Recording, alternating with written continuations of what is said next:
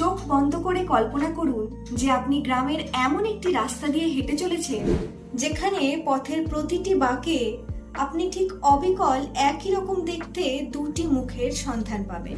কি অদ্ভুত, তাই না? কেরালার কোডিনহি গ্রামে গেলে আপনি ঠিক এই অদ্ভুত ঘটনাটাই প্রত্যক্ষ করবেন।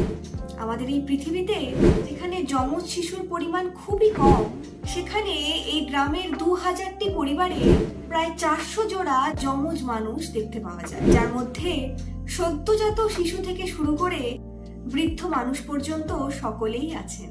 আরো আশ্চর্যের ঘটনা কি জানেন?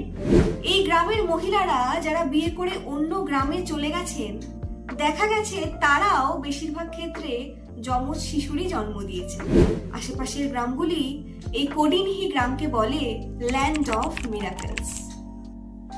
গবেষণার পরে বিজ্ঞানীরা জানিয়েছেন হয়তো জেনেটিক ফ্যাক্টর এই অদ্ভুত ঘটনার জন্য দায়ী, অথবা এই জায়গার জল বা বাতাসে হয়তো এমন কিছু আছে যা এই ব্যাপার ঘটায়।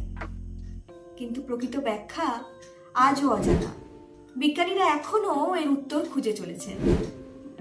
আপনাদের কি মনে হয়, কোডিনহি গ্রামের এই ঘটনার পেছনে কি কোনো বৈজ্ঞানিক কারণ আছে, নাকি আছে এমন কিছু যা মানুষের কল্পনার বাইরে?